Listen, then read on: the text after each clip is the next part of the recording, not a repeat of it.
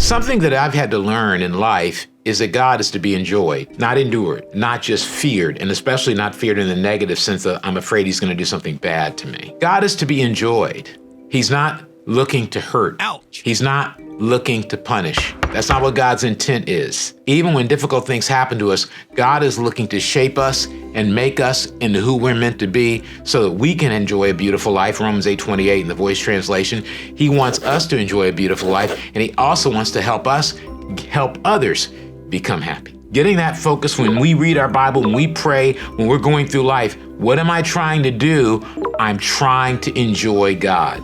Psalm 37 verse 3, trust in the Lord and do good. Then you will live safely in the land and prosper. Take delight in the Lord and he will give you your heart's desires. I used to spend my summers in Knoxville, Tennessee, where my grandmother was. She had some blackberry bushes and some raspberry bushes and some other kind of fruits, and we would go out and pick them.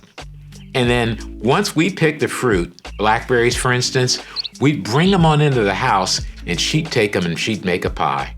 And let me tell you something.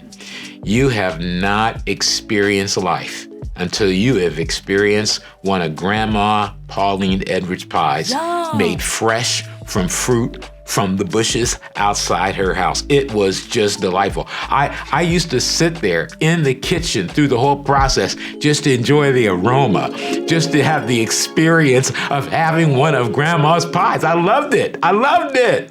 That's delight. That's what delight is. I would just be smiling from the time I picked those blackberries to the time I ate that pie. And I ate multiple pieces, as you can imagine. That would only be appropriate. That's being delighted. Do we delight ourselves in God that way? Do we wake up each morning and say, you know, I'm just so excited and so satisfied and so thoroughly moved that I'm smiling as I read my Bible? Not frowning, not fearing, I'm smiling. I look forward to going out to pray. That's what we want to be like. We pray with a smile on our face, with a twinkle in our eye, with a hop in our step. That's what it is. And you know what he says? When you delight in me like that, when you really enjoy me, I'll give you your heart's desire. Isn't that strange? It's like we would think we have to earn it, or we have to do something, or we have to work hard. He's saying, and I'm not saying we don't have to work hard and you gotta like get out of bed and go to work. I get that. That's not what makes it happen. What makes it happen is the twinkle in your eye, the stirring in your heart, the hop in your step, even in tough times, that you have total trust in me that I'm gonna get you through it. Boy, that sounds good, doesn't it? Well, it's available to all of us, but that's gotta be our focus. Am I enjoying God every day? And guess what? Once we are enjoying God in this way, once we have our focus on straight and we're enjoying God in that way, guess what happens? We are more confident to commit our plans and our life to God. See, when we're happy, we start dreaming.